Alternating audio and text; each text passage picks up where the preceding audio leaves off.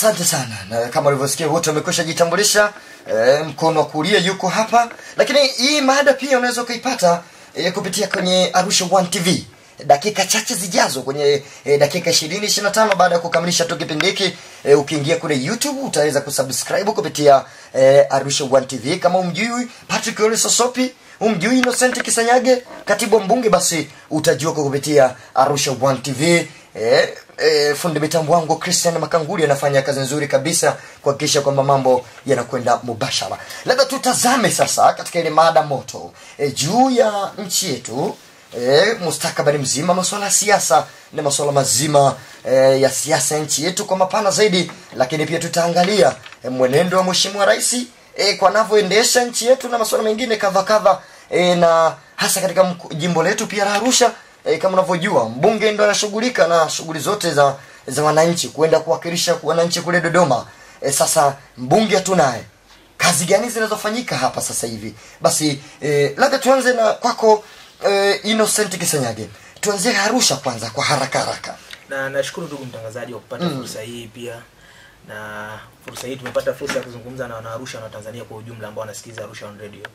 Na niwajulishe kwamba Tanzania, makamu mwenyekiti wa baraza la vijana amekuja maalum kwa sababu ya kumtembelea Mheshimiwa Godbless Jonathan Lema, mbunge wa Arusha mjini ambaye anashikiliwa kwa kunyimwa dhamana kule gereza kuu la Kisongo Arusha. Na ndugu mtangazaji, katika kuongea umegusia pia ni kweli katika mfumo wa siasa za nchi yetu hatuwezi kwenda wananchi wote, hatuwezi kwenda bungeni Dodoma, lakini tuna mwakilishi mmoja ambaye anawakilisha maoni ya wananchi kule Dodoma. Na mara kadha tumekuwa tukitoa ufafanuzi kwenye vyombo vya habari na tukikutana na watu tunasema pamekuwa na maneno ambayo yanasema ni malalamiko ya wananchi kwa kutopata uwakilishi wa kipindi ambacho mbunge yuko kizuizini. Ningeomba niwatoe hofu wananchi wa jiji la Arusha na Watanzania kwa ujumla. Kwanza, mbunge hajahukumiwa, mbunge anashikiliwa kunyimwa dhamana. Kama ambavyo watu wengi wamekuwa kichanganya hivyo vitu, hajawa sentenced, amewekwa detention kwa sababu ya kukosa bail, kunyimwa dhamana, masharti kunyimwa dhamana na mahakama. Hilo ni moja. La pili, kwa kipindi chote ambacho mheshimiwa mbunge amekuwa akishikiliwa kwenye gereza kuu la Kisongo kama mahabusu, shughuli maana mbunge ni taasisi, sio mtu, sio individual person, ni taasisi, ndio maana ana ofisi. Shughuli zote za uwakilishi wa wananchi zimekuwa zikienda kama inavyotakiwa. Kwa sababu niwarudisha tu nyuma Tanzania kidogo kwamba michakato yote ya uwakilishi huwa inaanzia kwenye serikali za mitaa, inakwenda kwenye ngazi ya madiwani, na kuna vikao husika, inaenda halmashauri, na yale ambayo yanaonekana yako nje ya budget cycle za halmashauri ndio mbunge anachukua kuyapeleka Dodoma kwa sababu ya kuwapigania wananchi wake. Na wananchi wakaelewa kitu kimoja kwamba tuna mbunge wa viti maalum Mheshimiwa Joyce Mukia yuko Dodoma, na mambo yote ambayo mambo yote ya kiofisi tumeshamaliza, na tutakuwa tunampa yeye aweze kutuulizia maswali bungeni na kufanya ufuatiliaji wa vitu bungeni.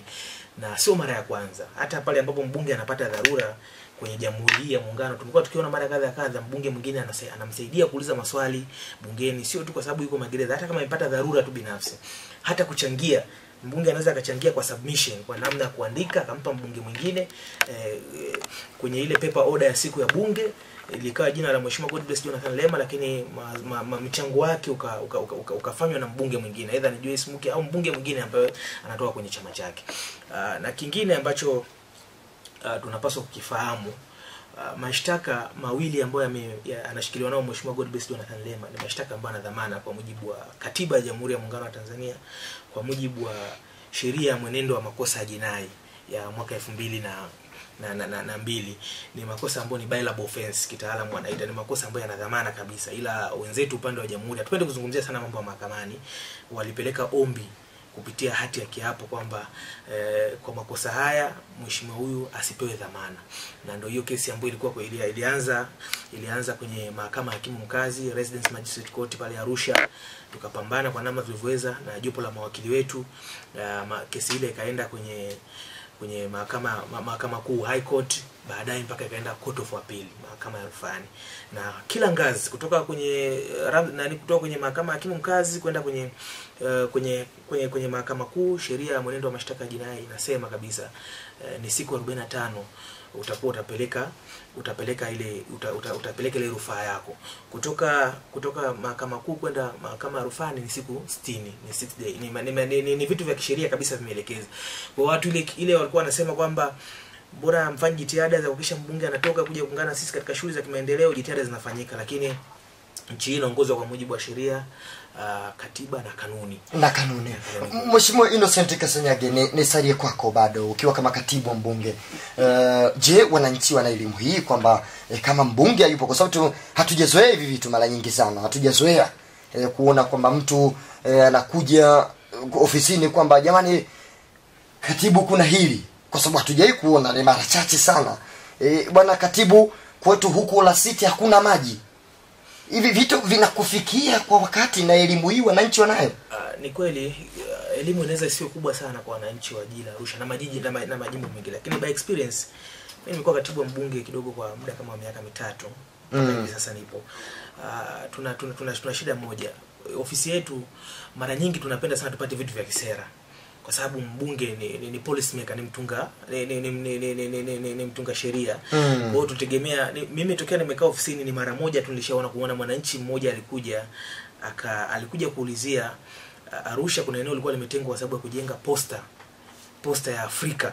Afrika nzima, yani iwe center ya Afrika posta. Kuja kuelezea huu mradi umefikia. Kwa hiyo haya maswali huwa tunayapokea, yanawekwa, tunasema sababu sisi tuna taaluma hiyo, tunatengeneza kwa namna nzuri kwa sababu ya kuyapeleka kwa katibu wa bunge na kuwa kama swali rasmi ambalo litaulizwa na mbunge kwenye kipindi cha bunge kinachofuata.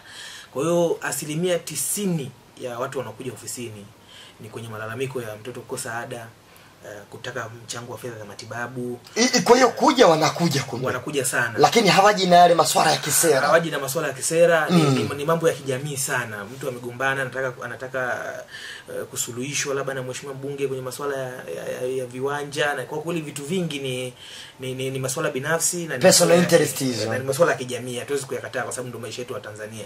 Lakini watu wanaokuja na asilimia 90 ni masuala, na asilimia kama 5 ni mambo ya malalamiko. Watu wamedhulumiana viwanja, kesi ziko mahakamani, basi wanataka labda mbunge alisemee bungeni, au wengine wanaomba tu mbunge awaite kwenye ile swala la conflict negotiation, namna ya kutatua migogoro, asuluhisha, aite pande zote mbili na mambo kama wengine, malalamiko labda tu madiwano wamefanyaje na vitu kama hivyo. Lakini kwa kweli mambo mahususi ya kisera, labda watu watatu au watu wa Tanzania Tourist Board kwamba bwana tuna shida hii dramatic fall ya tourism imesababishwa na hii, kwa mheshimiwa mbunge peleka hii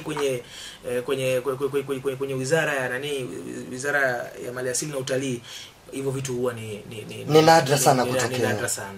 Asante sana Innocent Kasanyage, kiwa kama katibu wa mbunge wa Arusha mjini, mheshimiwa Godbless Lema. Ama kwa hakika anajaribu kupambana kweli, kama umekuwa ukifuatilia vipindi vyetu mbalimbali, amekuwa kijibu hoja za msingi za wananchi waliokuwa wakioji.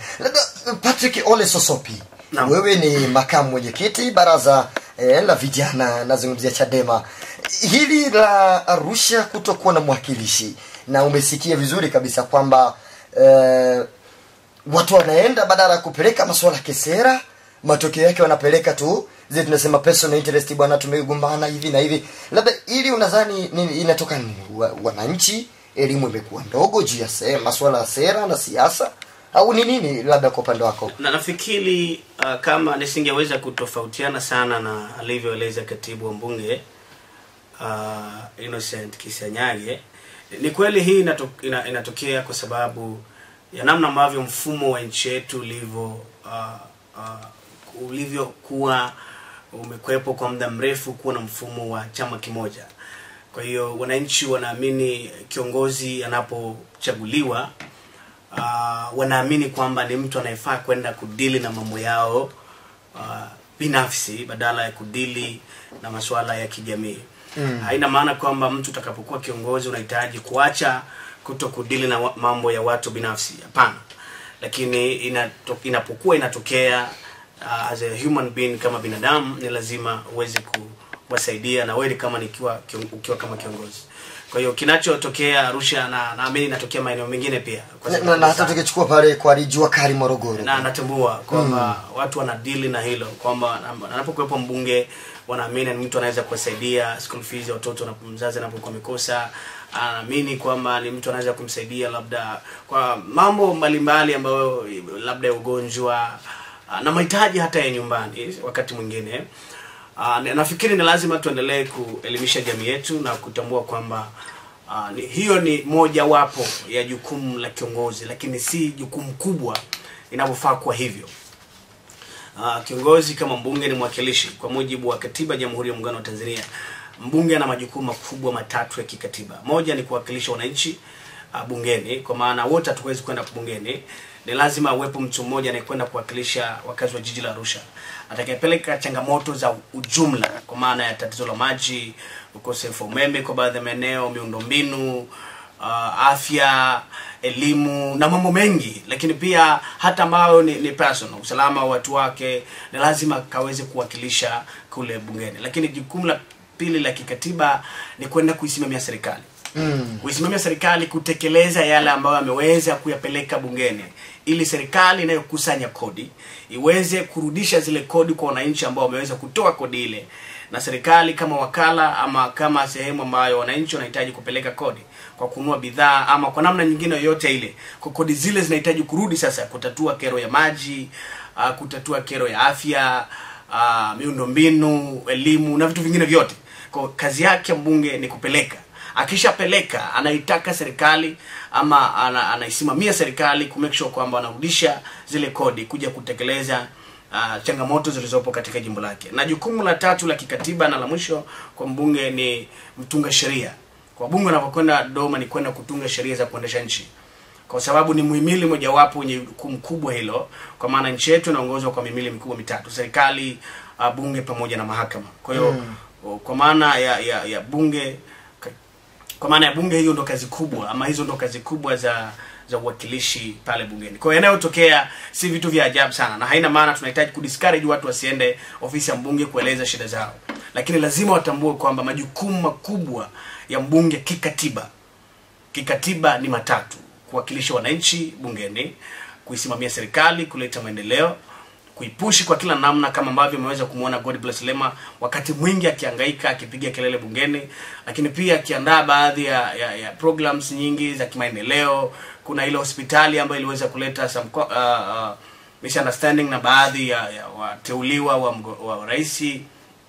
Hayote ni ile namna gani unaweza kutumia wahisani kuleta maendeleo katika jimbo lako, ama unaweza kutumia serikali, kwa maana ndio inawajibika kwa asilimia 100. Kwa sababu serikali inapochaguliwa inakuwa imeahidi kwamba mkituchagua tunakuja kufanya 1, 2, 3.